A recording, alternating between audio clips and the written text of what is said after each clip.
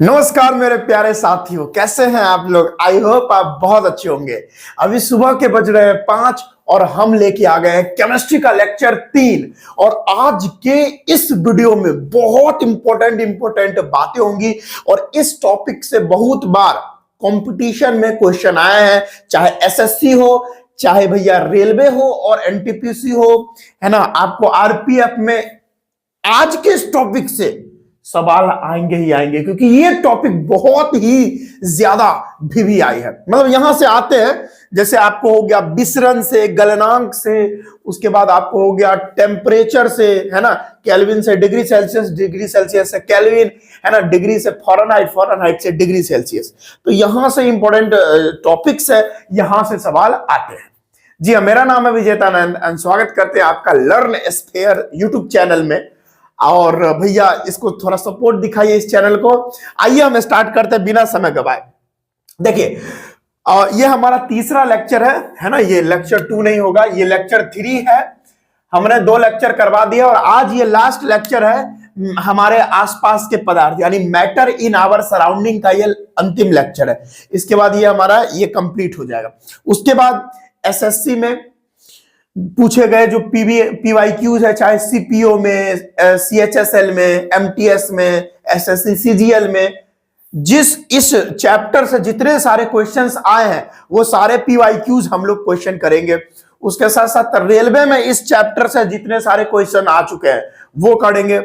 And उसके साथ साथ हम लोग जो है एनटीपीसी में जितने सारे क्वेश्चन इस चैप्टर से आए हुए हैं वो भी क्वेश्चन हम करेंगे। मतलब क्या, टॉपिक पढ़ने के बाद, पूरा चैप्टर पढ़ने के बाद हम लोग पीवाईक्यूज भी करने वाले हैं हर एक एग्जाम का। तो टेंशन बिल्कुल भी नहीं लेना है। यहां आप आए हैं तो बहुत सुंदर तरीके से, सुपर डुपर हिट तरीके से हम जो है आपका हेल्प करेंगे। आइए स्टार्ट करते हैं। हमने 2 लेक्चर करवा रखा है, ये लास्ट लेक्चर है और उसके बाद जो लेक्चर होगा वो पीवाईक्यूज होगा, ऑब्जेक्टिव मतलब जो क्वेश्चंस है वो हम करवाएंगे बस। देखिए पहला टॉपिक है हमारा विसरण, है ना। आज के इस वीडियो का पहला टॉपिक है विसरण, यानी जिसको हम बोलते हैं डिफ्यूजन। यहां से सवाल फंसना निश्चित रहता है डिफ्यूजन से, ठीक है। क्या होता है डिफ्यूजन? जब एक पदार्थ के जो कण होते हैं दूसरे पदार्थ के कण के साथ स्वतः मिल जाते हैं। क्या बोल रहे हैं?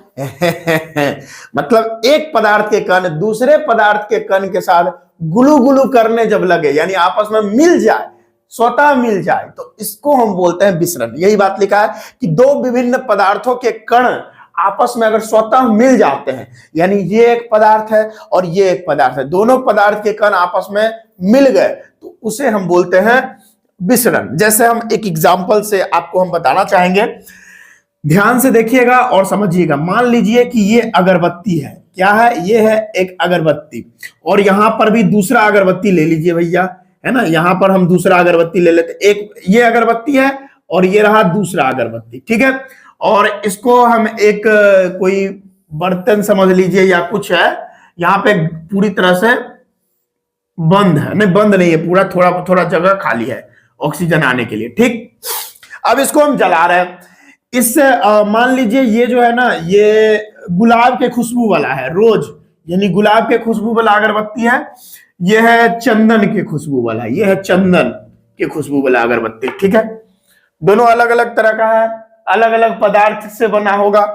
अब जैसे ये जलेगा तो इसमें से कुछ और पार्टिकल निकलेगा और ये अगर जलेगा तो इसमें से कुछ और पार्टिकल ऐसे ऐसे निकलेगा। अब क्या होगा, ये आपस में क्या हो जाएंगे, ये जो पदार्थ के पार्टिकल और ये जो पदार्थ के पार्टिकल है दोनों आपस में मिल जाएंगे और ये प्रक्रिया विसरण कहलाती है, डिफ्यूजन कहलाती है। जब एक पदार्थ के कण दूसरे पदार्थ के कण के साथ आपस में स्वतः मिल जाए, गुलू गुलू करने लगे, यानी आपस में मिल के गुलू गुलू ही न करेगा, तो इसे हम कहते हैं विसरण यानी डिफ्यूजन, ठीक है। बहुत सिंपल सा है, कोई इसमें लोचा नहीं है ना। जैसे आपको, और ये जो विसरण की जो प्रक्रिया है, तो जितना ज्यादा तापमान बढ़ाएंगे हम उतना ज्यादा विसरण की प्रक्रिया तेज हो जाएगी। ये अभी हम आपको बताएंगे। आपने गौर किया होगा कि जब खाना गर्म होता है, जैसे हम आपको एक चीज बताना चाहेंगे, भोज होता है ना गांव में या कहीं भी भोज होता है, तो जब खाना बन रहा होता है तो हमारे नाकों तक सुगंध जाती है। आज तो बढ़िया सब्जी बन रहा है ना, ऐसा हम बोलते हैं। तो क्यों? क्योंकि जो वहां पर जो उसको खाना बना रहे होते हैं, मतलब तापमान बढ़ रहा होता है, तो खाना के ऊपर, यानी जो सब्जी बन रहा है, चावल बन रहा है या जो भी बन रहा है, दाल बन रहा है, तो खाना के ऊपर का जो कण है वो एनर्जी लेकर, यानी हीट कर रहे हैं, मतलब वो एनर्जी लेकर, वो ज्यादा उसके पास काइनेटिक एनर्जी आ गया, एकदम घूमने लगा इधर उधर, और बहुत ज्यादा एनर्जी आ गया, बहुत ज्यादा हीट कर दिए तो एनर्जी उसके पास ज्यादा हो गया और उसका काइनेटिक एनर्जी बढ़ गया, और काइनेटिक एनर्जी बढ़ गया जिसकी वजह से वो बहुत दूर तक जो है वो कण ट्रेवल करने लगा, और जिसकी वजह से हमारे नाक तक पहुंचने लगा। ठीक है, तो सिंपल सी बात है, जो विसरण की प्रक्रिया है, जो डिफ्यूजन की प्रक्रिया है, वो बढ़ जाती है तापमान बढ़ाने के बाद। तापमान बढ़ाएंगे तो काइनेटिक एनर्जी बढ़ जाएगा, और काइनेटिक एनर्जी बढ़ेगा तो डेफिनेटली है कि हमारे नाकों तक वो पहुंच जाएगा। लेकिन वैसे ही अगर ठंडा हो जाए खाना अगर ठंडा हो जाए तो हमारे नाकों तक नहीं पहुंच पाएगा, क्योंकि वहां के जो कण होंगे, यानी खाना पर जो कण होगा, वो कण जो है उसके पास काइनेटिक एनर्जी कम रहेगा, क्योंकि वो ठंडा रहेगा, और हम जानते हैं ठंडा रहेगा तो उसके पास काइनेटिक एनर्जी कम है, बहुत कम है, तो हमारे नाकों तक नहीं पहुंच पाता है। अब ये सारा चीज डिस्कस करेंगे। देखिए, गर्म करने पर विसरण तेज हो जाता है, वही बात हमने अभी बताया।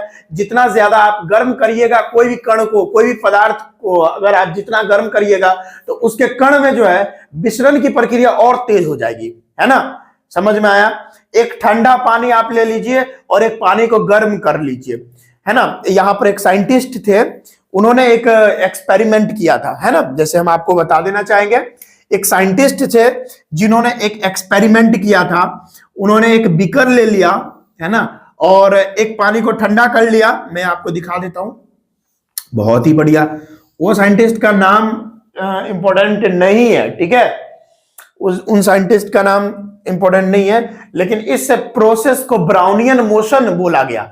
ब्राउनियन मोशन, उसमें इन्होंने ये कोल्ड वाटर रखा और एक हॉट वाटर रखा, ठीक है? अब देखते रहिएगा ध्यान से। ये कोल्ड वाटर, ये हॉट वाटर।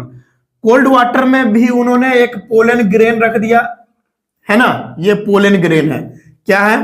Pollen grain.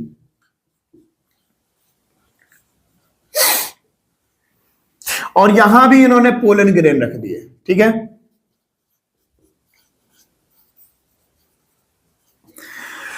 अब देखिए, पोलन ग्रेन जो रख दिए वो बहुत ही छोटा होता है, ठीक है?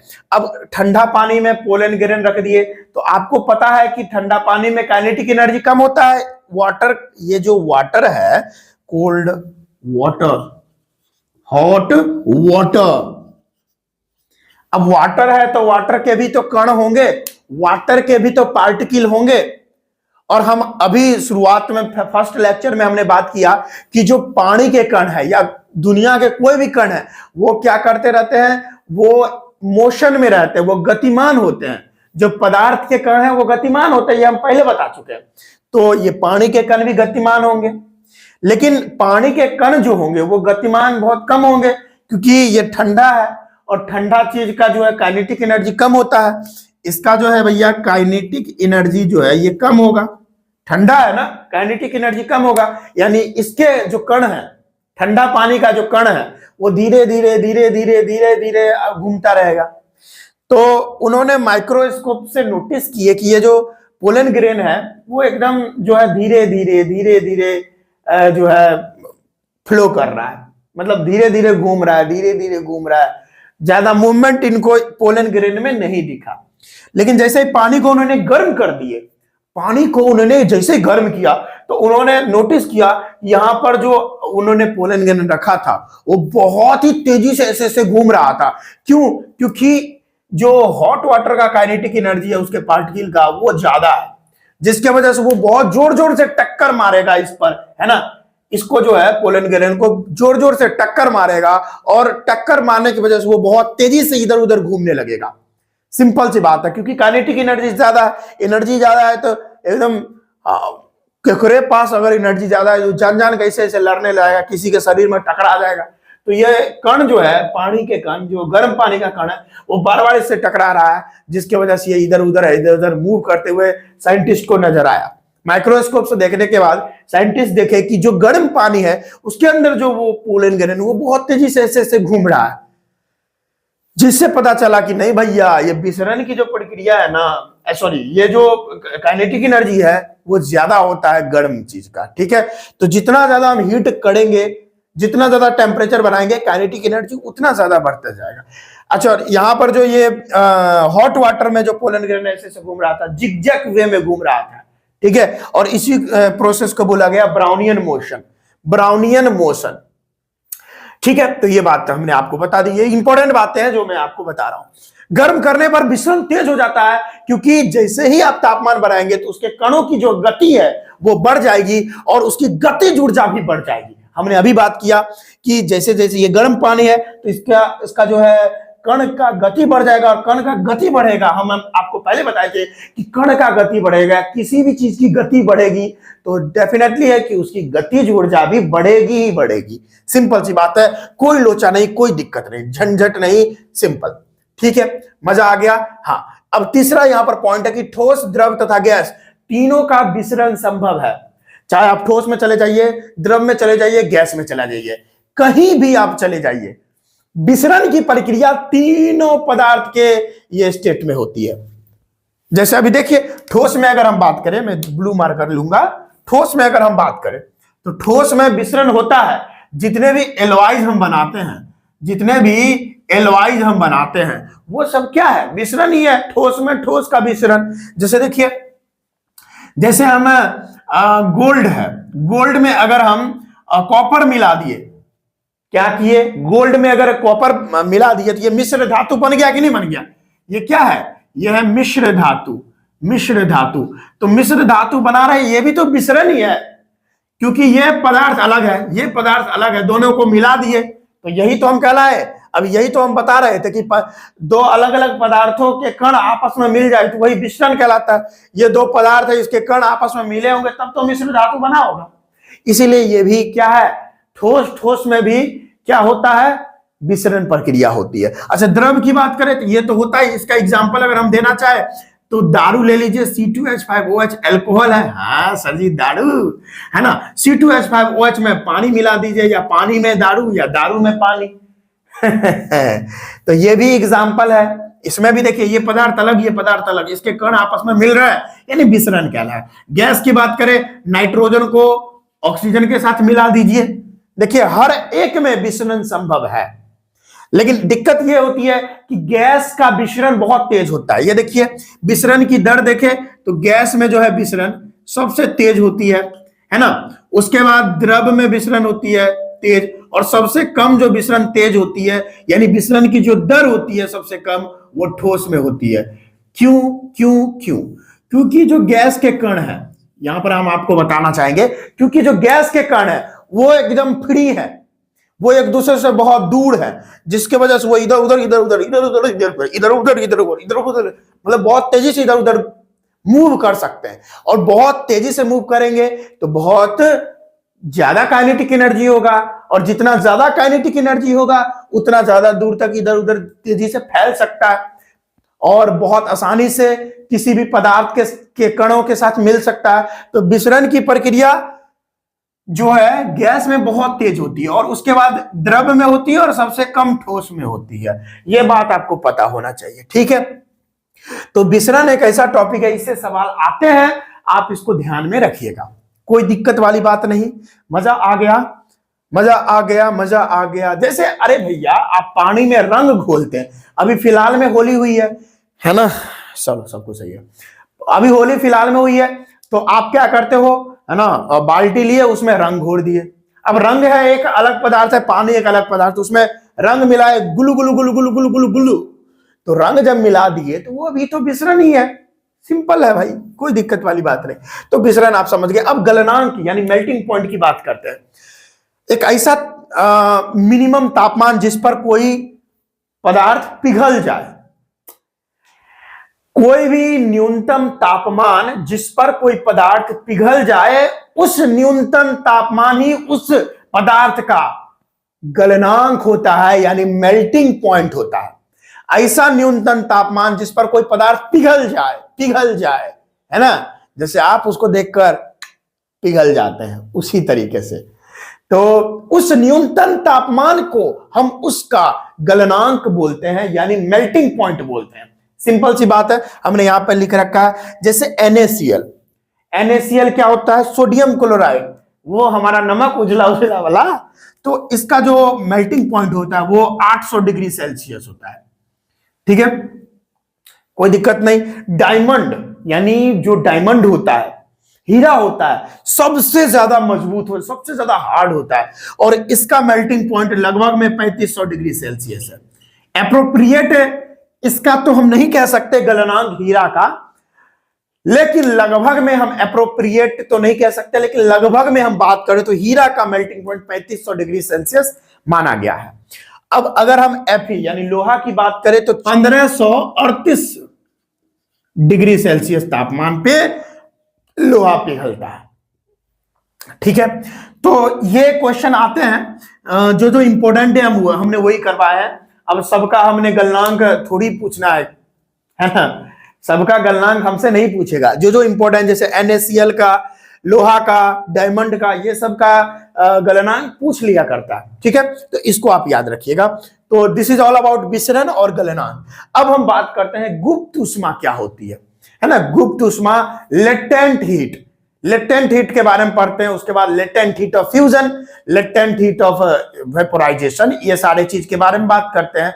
उसके बाद हम बात करेंगे डिग्री सेल्सियस से फ़ारेनहाइट, और फ़ारेनहाइट से डिग्री सेल्सियस में बदलने का क्या फॉर्मूला होगा, इससे भी सवाल आते हैं। तो प्लीज मेरे साथियों, प्यारे साथियों, इसको आप नोट करिए, फिर आगे हम बात करते हैं।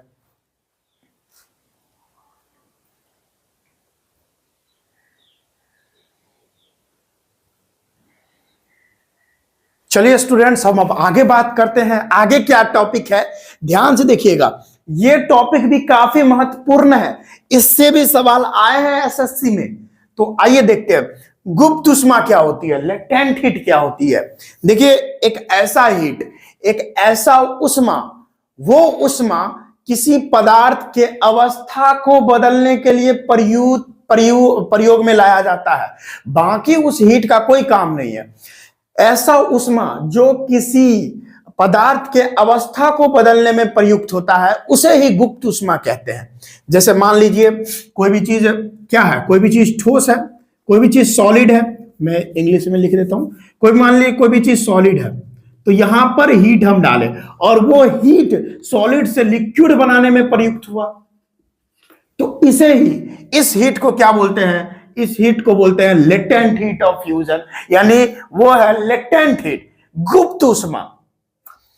क्योंकि ये हीट पदार्थ के अवस्था को ही बदलने में प्रयुक्त हो रहा है। देखिए, सॉलिड से लिक्विड बना रहा है, तो वही बात यहां पर लिखा गया है। गुप्त ऊष्मा का अर्थ है छुपी हुई ऊष्मा। गुप्त ऊष्मा का अर्थ है छुपी हुई ऊष्मा। वह ऊष्मा जो कणों के बीच आकर्षण बल को तोड़ता है। यानी आकर्षण बल कब टूटेगा, जब जो है सॉलिड से लिक्विड कब आएगा, जब पदार्थ के जो कण होंगे उसके बीच में आकर्षण बल टूटेगा, तब वो ठोस से द्रव में आएगा। सिंपल सी बात है। तो ऐसा ऊष्मा जो पदार्थ के कणों के बीच के आकर्षण बल को तोड़ने में मदद करता है, वो ऊष्मा को गुप्त ऊष्मा कहते हैं। वो ऊष्मा का कोई और मतलब नहीं है, वो सिर्फ एक ही काम करता है, पदार्थ के कणों के बीच में जो आकर्षण बल है सिर्फ उसी को तोड़ने का काम करता है, दोबारा उसका कोई कुछ काम ही नहीं है। इस ऊष्मा को हम गुप्त ऊष्मा कहते हैं। सिंपल सी बात है, हमने बात बता दिया। और जब भी गुप्त ऊष्मा के बारे में बात करेंगे, यानी जब भी हम कोई पदार्थ को ठोस से द्रव में लाएंगे, तो वहां पर जो तापमान होगा वो एकदम स्थिर होगा। वो भी हम बता रहे हैं, बढ़िया से बताएंगे। जैसे हम ये टॉपिक हम डिस्कस करेंगे संगलन की गुप्त ऊष्मा, लेटेंट हीट ऑफ फ्यूजन अगर बात करेंगे तो क्या होगा। देखिए, वायुमंडलीय दाब पर 1 केजी ठोस ले लीजिए, और 1 केजी ठोस का जो गलनांक होगा, उसका जो गलनांक होगा, उसी पर गलनांक पर द्रव में बदलने का कोशिश कीजिए। यानी कोई मान लीजिए, जैसे हम एक एग्जांपल लेते हैं, इसको मिटा के, जैसे मिटाएंगे नहीं, क्यों मिटाएंगे हम, एक यहां पर हम डायग्राम बनाते हैं, इससे आप बहुत सुंदर तरीके से समझ जाइएगा। टना टना टा, ये देखिए, एकदम बहुत अच्छे से आप समझ जाइएगा, ये मुझे पूरा विश्वास है। अभी देखते रहिएगा, डायग्राम बनाते हैं। वैसे डायग्राम तो इंपॉर्टेंट नहीं होता, लेकिन हम बना देते हैं, ठीक है। देखते रहिए आप, आपको सिर्फ देखना है, डायग्राम हम बना देते हैं सुपर तरीके से।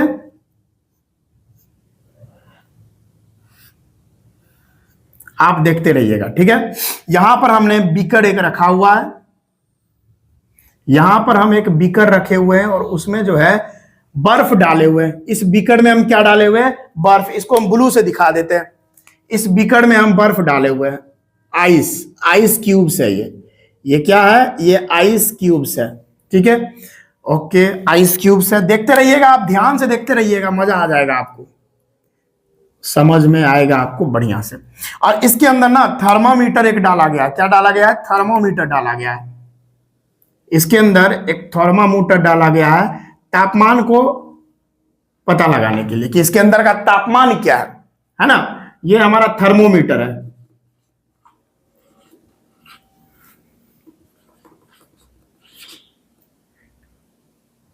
का हो गई बा, हाँ ठीक है। और ये स्टैंड है जिससे भैया ये हमारा पकड़ा गया है। ये जिससे हम इसको पकड़े हुए हैं। ये स्टैंड नहीं भी रहे तो कोई दिक्कत नहीं है। इसमें हमने बर्फ डाला हुआ है और नीचे से कोई भी चीज से हम इसे गर्म कर रहे हैं। क्या कर रहे हैं? नीचे से हम इसे गर्म कर रहे हैं, नीचे से इसे हम गर्म कर रहे हैं। ये हमारा कुछ सेटअप है।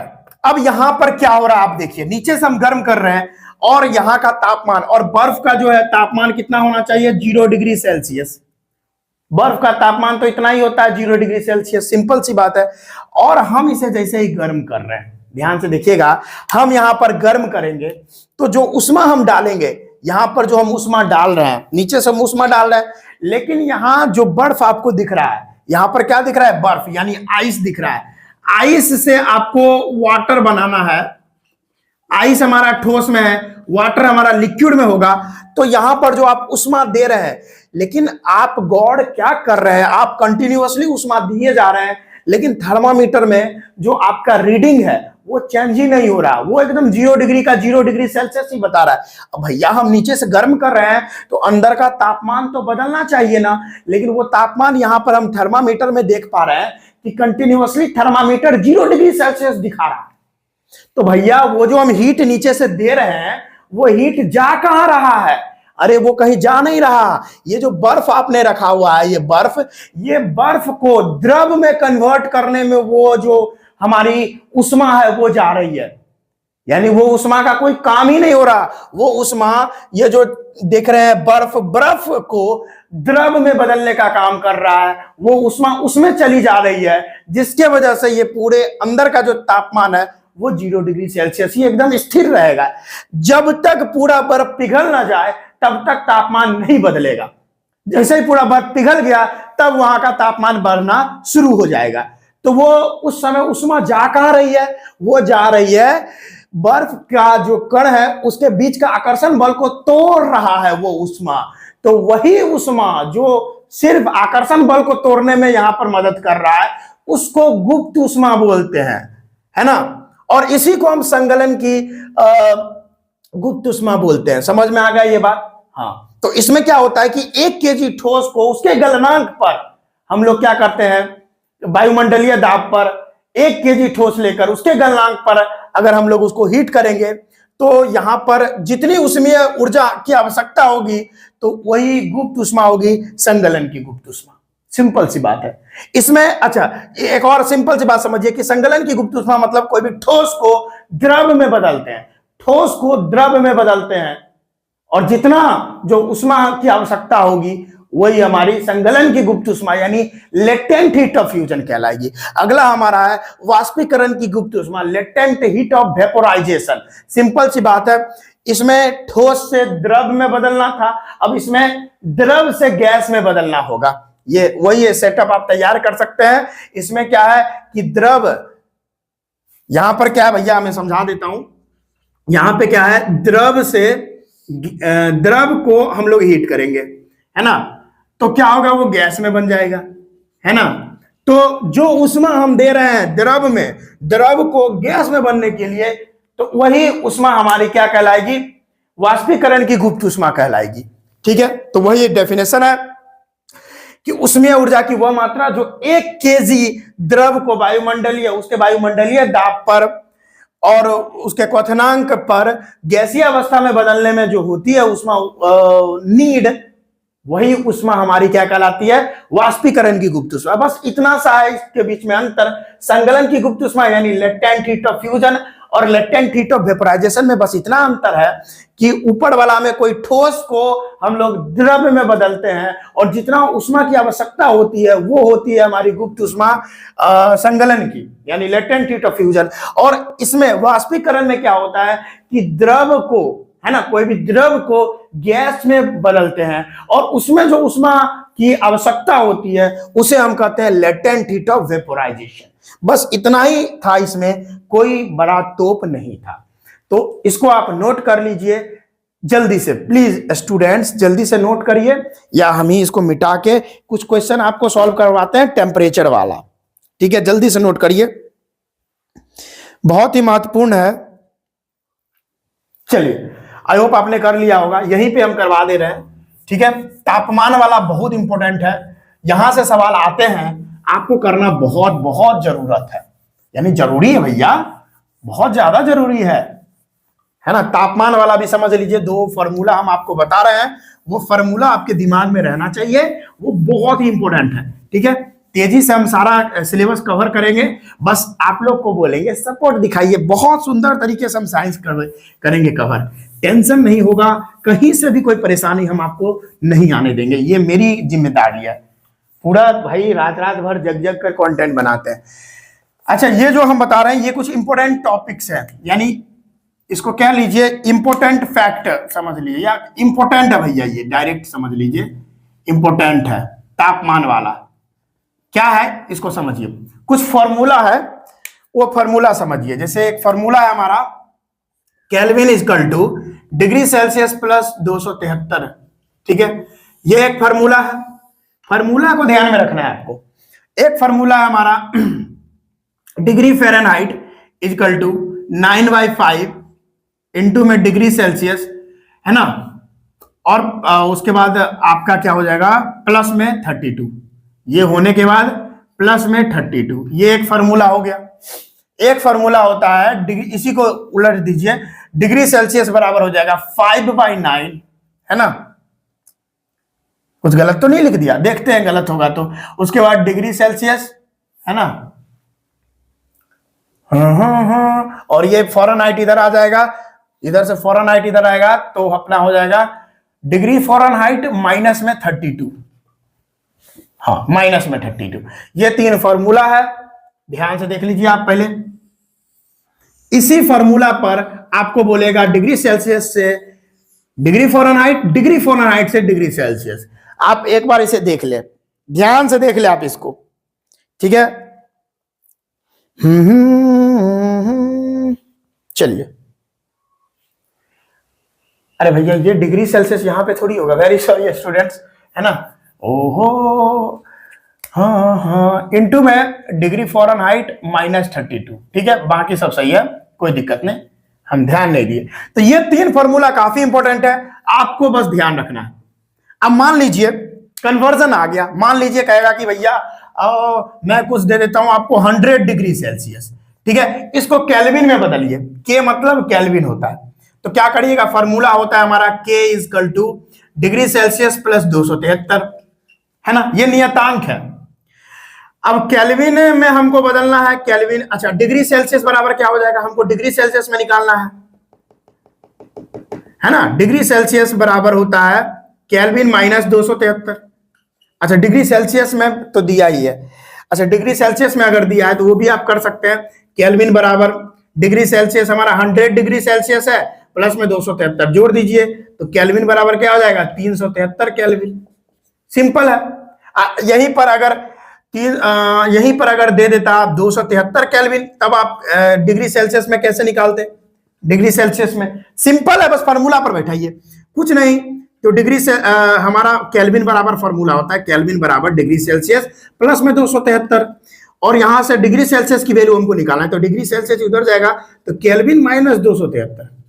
तो डिग्री सेल्सियस केल्विन हमारा 273 है और माइनस में 273 कर दीजिए, तो डिग्री सेल्सियस यानी 0, यानी 273 केल्विन 0 डिग्री सेल्सियस के बराबर में होता है। ठीक है, अच्छा अब यहां वाला ये तो आप समझ गए, इसमें कोई बड़ी बात नहीं थी। डिग्री फ़ारेनहाइट से मतलब अगर डिग्री सेल्सियस हमको गिवन है और हमको फ़ारेनहाइट में निकालना है, कैसे निकालेंगे? जैसे मान लीजिए 100 डिग्री सेल्सियस वैल्यू है, आपको डिग्री फ़ारेनहाइट में वैल्यू निकालना है, कैसे निकालिएगा? तो डिग्री फ़ारेनहाइट बराबर फॉर्मूला होता है 9/5 इंटू में डिग्री सेल्सियस और प्लस में 32 होता है, सिंपल। तो डिग्री फ़ारेनहाइट बराबर 9/5 और डिग्री सेल्सियस हमारा 100 दिया है, 100 लिख देंगे। डिग्री सेल्सियस यहां पर 100 दिया है, 100 लिख देंगे, ठीक है। और यहां पर प्लस में 32, ठीक है। ये कटेगा तो कितना बार में कटेगा? 20 पंचे 100। तो डिग्री फ़ारेनहाइट बराबर कितना हुआ? 20 नमा 180 और प्लस में 32 कितना हो गया? 212। 212 डिग्री फ़ारेनहाइट हमारी वैल्यू आ गई, सिंपल है। अच्छा मान लीजिए आपको 212 डिग्री फ़ारेनहाइट दिया है वैल्यू, और आपको कह रहा है कि डिग्री सेल्सियस में निकालिए इसे, डिग्री सेल्सियस में वैल्यू निकाल के बताइए। सिंपल है, फॉर्मूला ये है डिग्री सेल्सियस बराबर 5/9 इंटू में डिग्री फ़ारेनहाइट माइनस में 32, सिंपल बैठा दीजिए वैल्यू। तो 5/9 इंटू में डिग्री फ़ारेनहाइट 212 है और में से 32 घटा दीजिए, कितना आएगा भैया? डिग्री सेल्सियस बराबर 212 में से ये 5/9 और इंटू में, हम तो चाहेंगे तो डायरेक्ट भी कर सकते हैं, लेकिन समझाना हमारा कर्तव्य है। ये आ गया 0 भैया, और ये हो गया 11 में 8.5 गया और 180। अब ये कटेगा तो 9 दूनी 18, 20 बार में, तो 20 पंचे 100 डिग्री सेल्सियस, देखिए घुमा फिरा के वहीं पे आ गया। देखिए तो इस तरह से आपको करना आना चाहिए, इस तरह का क्वेश्चन आता है। बस आपको कमेंट सेक्शन में 2 होमवर्क मैं आपको दे देता हूं। आपको 312 डिग्री फ़ारेनहाइट को डिग्री सेल्सियस में बदल के दिखाना है, और मैं बता देता हूं 215 डिग्री सेल्सियस को डिग्री फ़ारेनहाइट में बदल के दिखाना। ये 2 क्वेश्चन मैं आपको होमवर्क में देता हूं, यानी कमेंट सेक्शन में आपको कमेंट करना है, ठीक है। चलिए ये 3 फॉर्मूला बस याद रहना है, मतलब रखना है आपको। क्वेश्चन आएगा तो यहीं से आएगा और नहीं तो कहीं से नहीं आएगा, सिंपल सी बात है। इसको नोट करिए। बहुत बढ़िया आज का लेक्चर था, मजा आ गया, सब बात आप समझ गए। चलिए बहुत ही बढ़िया, बहुत ही बढ़िया, बहुत ही बढ़िया। चलिए आपने नोट कर लिया होगा भैया, और आप बढ़िया से आज का लेक्चर समझ गए होंगे। और आज हमारे आसपास के जो पदार्थ हैं चैप्टर कंप्लीट हो गया। अगले वीडियो में हम बात करने वाले बहुत ही इंपॉर्टेंट टॉपिक्स, तो प्लीज जुड़ना नहीं भूलिए और चैनल को सब्सक्राइब करिए, और आपको पता चल रहा होगा कि कंटेंट कैसा मिल रहा है, ठीक है। तो सपोर्ट करिए, हम पूरा आपके साथ हैं, हम भी पूरा रात भर जग कर कंटेंट बनाते हैं आपके लिए, तो प्लीज सपोर्ट करिए। मिलते हैं अगले वीडियो में। अच्छा ये सब का नोट्स भी अभी मिल जाएगा आपको, और इसका जो अगला लेक्चर होगा उसमें हम क्या बताएंगे, जो क्वेश्चंस आ चुके हैं, जो क्वेश्चन आ चुके हैं हमारे ये चैप्टर से, हमारे आसपास के पदार्थ, चाहे एसएससी हो, एसएससी सीपी हो, एसएससी सीजीएल हो, एसएससी सीएचएसएल हो, एमटीएस हो, चाहे रेलवे ग्रुप डी हो, चाहे एनटीपीसी हो, चाहे आरपीएफ हो, किसमें भी इस चैप्टर से जितना सवाल आया है सारा सवाल को करेंगे, पूरा पीवाईक्यूज को एकदम ध्यान देंगे एकदम बढ़िया से, ठीक है। तो चलिए मिलते हैं अगले वीडियो में, पढ़ाई करते रहिएगा। जय हिंद, राधे राधे।